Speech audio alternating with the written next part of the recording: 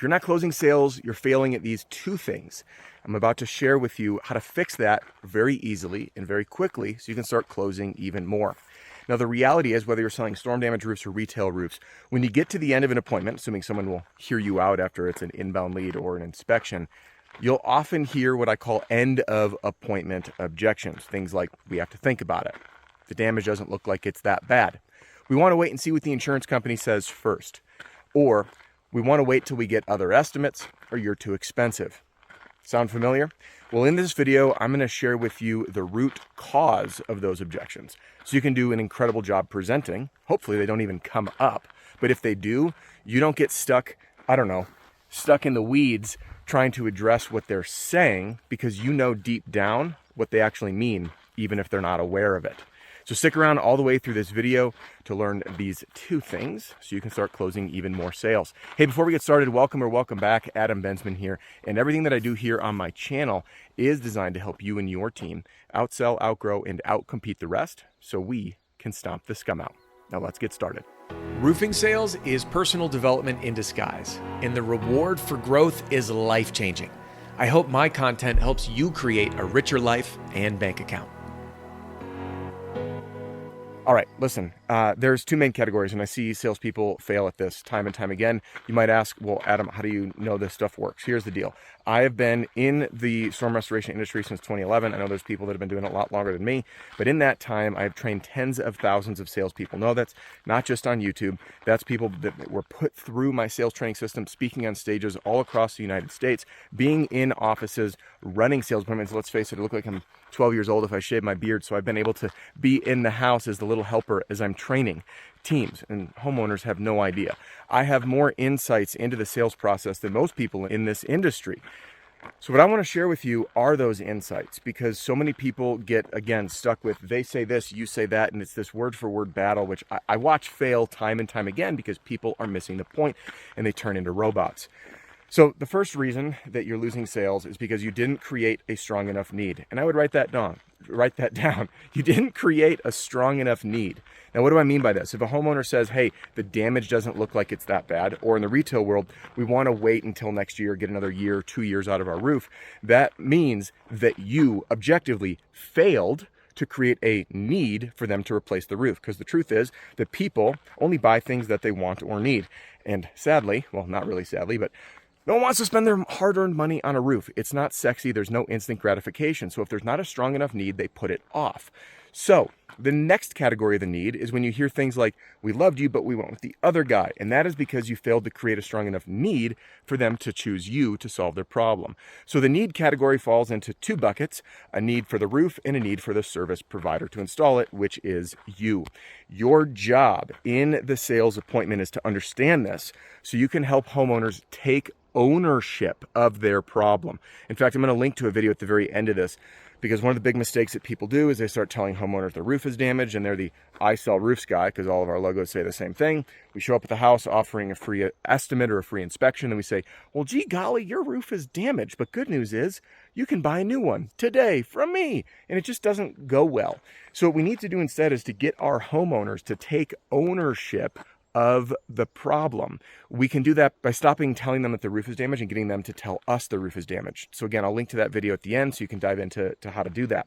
Now, the next category that is costing you sales is money. And for many people in the storm restoration world, especially in our changing times, as deductible rates go up, homeowners' out-of-pocket expenses increase, and ACV policies and roof payment schedules, or RPS, become more common, homeowners are dragging their feet, and rightly so, because there's a larger financial responsibility.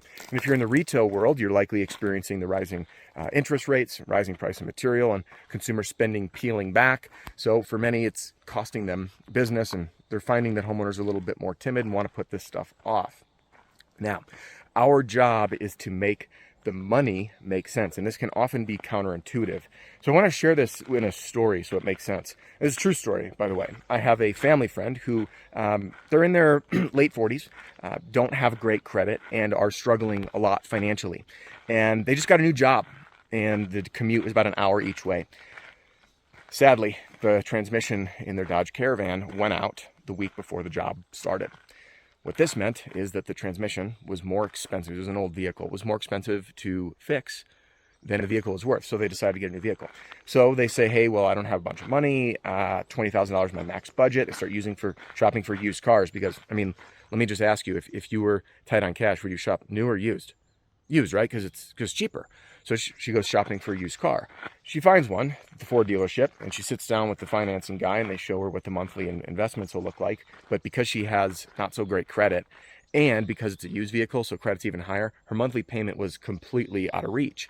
So what she ended up having to do was get creative. But thankfully, the salesman, who was really smart, by the way, said, hey, you know what? If you end up in a brand new vehicle, I can get you into Ford credit, which was much less. Now, I know that this will up your budget, but monthly, it's actually going to be cheaper. So what he ended up doing is he walked her over to a $30,000 brand new SUV, Ford SUV. And guess what she's driving now? A vehicle that was $30,000, which, let me just break this down. Her budget was $20,000. She spent $30,000.